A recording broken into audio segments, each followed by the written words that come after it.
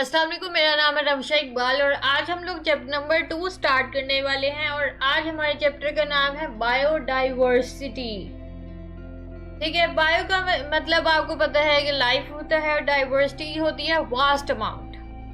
ठीक है, तो बायोडाइवर्सिटी आज हम लोग इसकी डेफिनेशन ही स्टडी करेंगे कि बायोडाइवर्सिटी होती क्या है। इसके अलावा इंपॉर्टेंस देखेंगे बायोडाइवर्सिटी के। ठीक है, तो बायोडाइवर्सिटी क्या होती है, इसमें क्या होती है, हम लोगों ने वैरायटी देखनी होती है ऑर्गेनिजम्स की।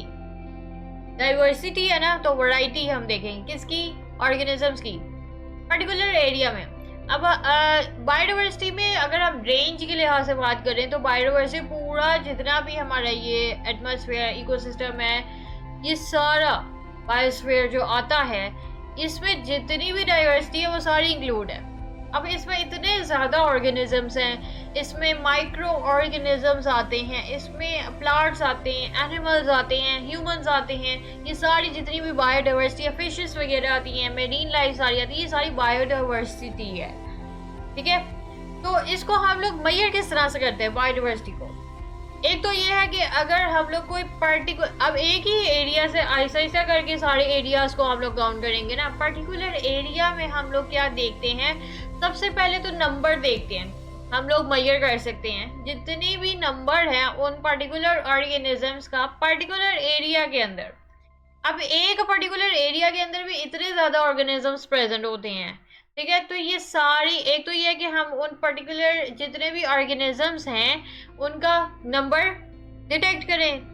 दूसरा ये है कि उस पर्टिकुलर एरिया में हम लोग वेरिएशंस भी देखते हैं कि उनकी आपस में किस तरह की वेरिएशंस हैं। अगर हम देखें प्लांट्स के लिहाज से बात करते हैं, ठीक है, अब कोई फील्ड्स वाला पर्टिकुलर एरिया है और हम लोगों ने उसमें प्लांट्स की जो है वो बायोडाइवर्सिटी जो है वो डिटरमिन करनी है। ठीक है, अब प्लांट्स में भी इतनी ज़्यादा वेरिएशंस है, डिफरेंट प्लांट्स होते हैं। ठीक है, जिसमें कुछ वाइल्ड प्लांट्स आ जाते हैं, कुछ नॉर्मल प्लांट्स होते हैं। तो इसमें जितनी भी डाइवर्सिटी है और जितनी भी आपस में भी इनकी वेरिएशंस हैं, ये सारी चीज़ें डिटरमिन करते हैं, मेजर करते हैं, तो ही हम लोग बायोडाइवर्सिटी को मेजर कर सकते हैं। ठीक है, अच्छा, अब ये बायोडाइवर्सिटी की अगर हम बात करें तो ये कुछ फैक्टर्स पे डिपेंड करता है। इसमें क्लाइमेट आ जाती है, एल्टीट्यूड आ जाता है, सोइल की टाइप किस तरह की है, तभी तो वेरिएशंस आती है। जब इस तरह के जो ये फैक्टर्स होते हैं उसके लिहाज से जब प्लांट्स की या ह्यूमंस की ग्रोथ होती है तो उसके लिहाज से फिर डिफरेंट वेरिएशंस आना शुरू हो जाती है। तो ये बायोडाइवर्सिटी जो है वो डिफरेंट फैक्टर्स पे भी डिपेंड करती है। इसके अलावा बायोडाइवर्सिटी अगर हम बात करें तो ये ट्रॉपिकल रीजन्स में ज़्यादा होती है, यानी कि वहाँ पे ऑर्गेनिजम्स ज़्यादा पाए जाते हैं as compare to the polar regions. Polar regions आपको पता है कि जो जहाँ पे बहुत ज़्यादा एक्सट्रीम लो टेम्परेचर होता है, बहुत ज़्यादा सर्दी होती है, तो वहाँ पे ज़रा ऑर्गेनिजम्स कम ही पाए जाते हैं as compare to the tropical regions जो कि इक्वेटर के पास होते हैं। वहाँ पे एक्सट्रीम जो है वो हॉट टेम्परेचर होता है और ह्यूमिड एयर होती है, वहाँ पे ज़्यादा ऑर्गेनिजम्स पाए जाते हैं, वार्म टेम्परेचर होता है वहाँ पे। अभी तक अगर हम बात करें ना बायोलॉजिस्ट की, तो उन्होंने डिस्कवर किया बायोडाइवर्सिटी को और उन्होंने क्लासिफाई किया ऑर्गेनिजम्स को। तो ऑलमोस्ट उन्होंने क्लासिफाई ये किया कि 2 million kinds of organisms present है। अच्छा, अभी ये बात ये नहीं हो रही कि सिर्फ ऑर्गेनिजम्स ही 2 मिलियन प्रेजेंट है, अभी काइंड्स की बात हो रही है कि 2 मिलियन काइंड्स है ऑर्गेनिजम्स की जो कि इन्होंने डिस्कवर कर लिए। लेकिन अभी भी ये बहुत ही ज़्यादा कम नंबर है जो इन्होंने डिस्कवर किया है। अभी भी बहुत ज़्यादा वास्ट वैरायटी है जो कि अर्थ में प्रेजेंट है और ये अभी बायोलॉजिस्ट ने डिस्कवर नहीं की है।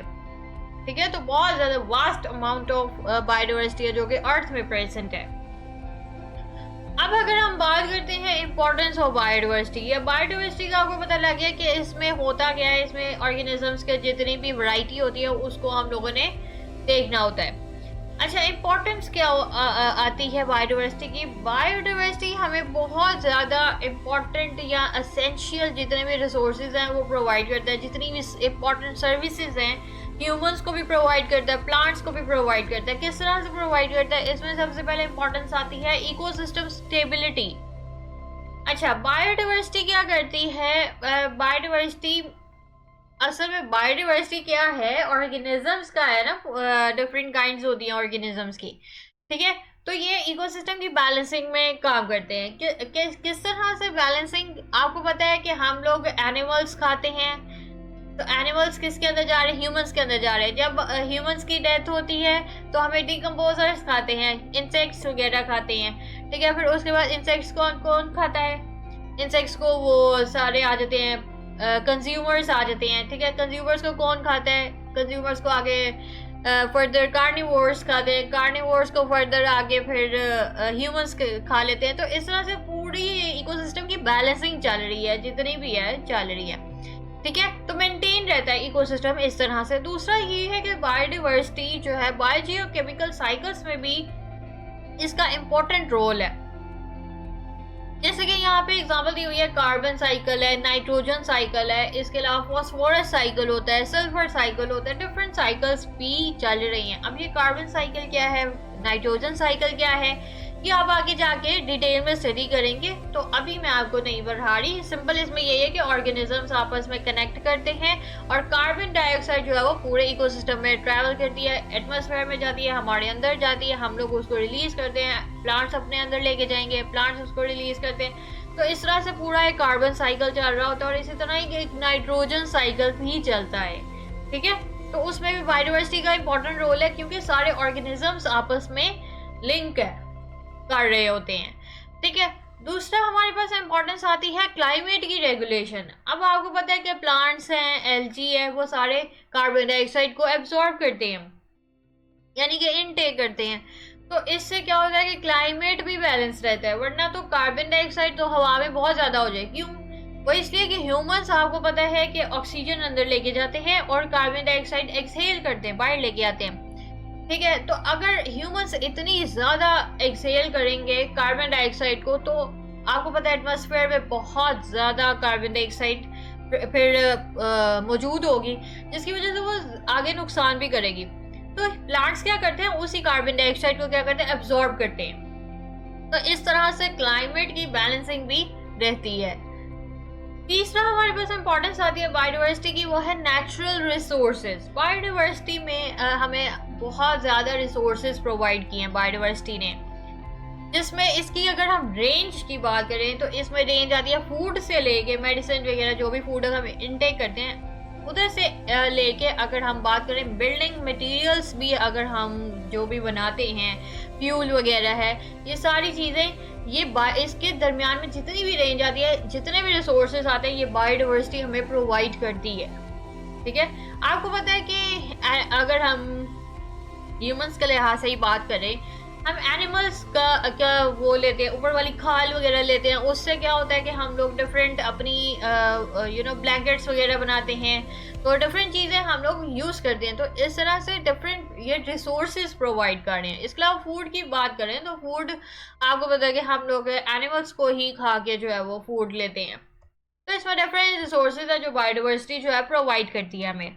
चौथा हमारे पास, चौथी अगर हम इम्पोर्टेंस की बात करें, वो है इकोनॉमिक बेनिफिट्स भी प्रोवाइड करती है। वो किस तरह से बायोडाइवर्सिटी सपोर्ट करती है बहुत ज़्यादा इंडस्ट्रीज को भी। अच्छा, इंडस्ट्रीज में क्या आती है, एक तो ये एग्रीकल्चर, वही प्लांट्स का पूरा एरिया आ जाता है, ठीक है।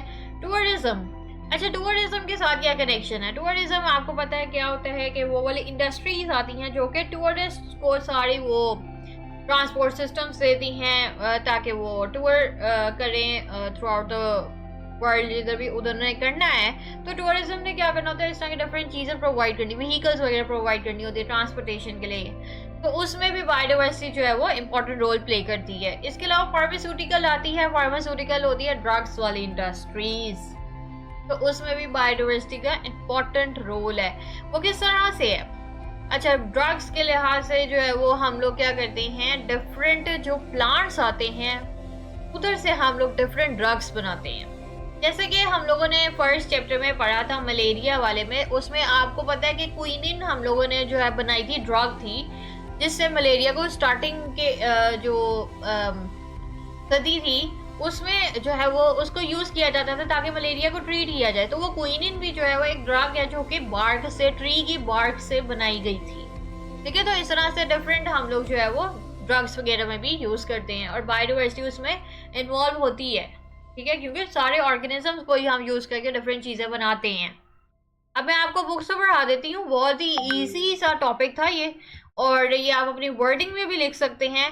जितना अच्छे तरीके से लिखेंगे उतने अच्छे नंबर आएंगे, ठीक है। तो सबसे पहले तो इसमें आपने बायोडाइवर्सिटी की क्या है डेफिनेशन याद करनी है। ये क्या इंपॉर्टेंट शॉर्ट क्वेश्चन है। और ट्रॉपिकल रीजन्स में बायोडाइवर्सिटी क्या होती है, ज़्यादा होती है, और इसके फैक्टर्स कौन से होते हैं ये भी याद कर लीजिएगा। बस शॉर्ट में आपने ये लिखना है, ठीक है। उसके बाद इंपॉर्टेंस आती है बायोडाइवर्सिटी की। ये सारे इंपॉर्टेंट शॉर्ट क्वेश्चन है, ये लॉन्ग क्वेश्चन में नहीं आता। शॉर्ट और एमसीक्यूज के लिए सिर्फ आपने प्रिपेयर करना है। United nations has designated May 22 as international biodiversity day, ठीक है। तो यूनाइटेड नेशंस ने जो है वो क्या किया है, मई 22 को उसने ये बता दिए, मतलब ये अनाउंस कर दिया है, इसको क्या कहा गया है, इंटरनेशनल बायोडाइवर्सिटी डे कहा गया। It is celebrated to promote, इससे क्या होती है कि इस दिन क्या किया जाता है कि बायोडाइवर्सिटी को प्रमोट करने के लिए, उसकी प्रोटेक्शन के लिए ये सेलिब्रेट किया जाता है, ठीक है। तो ये वैसे ही आपके इन्फॉर्मेशन के लिए था, ये एमसीक्यू में भी नहीं आएगा। तो ये आपने टॉपिक सिर्फ शॉर्ट क्वेश्चंस और एमसीक्यूज के लिए प्रिपेयर करना है, लॉन्ग में नहीं आएगा। नेक्स्ट हम लोग क्लास में फिर क्लासिफिकेशन स्टार्ट करेंगे। तो अगर आपको वीडियो पसंद आई है तो लाइक करें, शेयर करें, सब्सक्राइब करें। लिंक आपको नोट्स का डिस्क्रिप्शन में मिल जाएगा, साथ में एक और लिंक दिया हुआ जो कि फुल बुक है। अगर आपने वहां से स्टडी करना है तो आप वहां से भी कर सकते हैं। अगर किसी चीज़ की समझ नहीं आ रही तो कमेंट्स में पूछें। तो आज के लिए इतना ही, अल्लाह हाफिज़।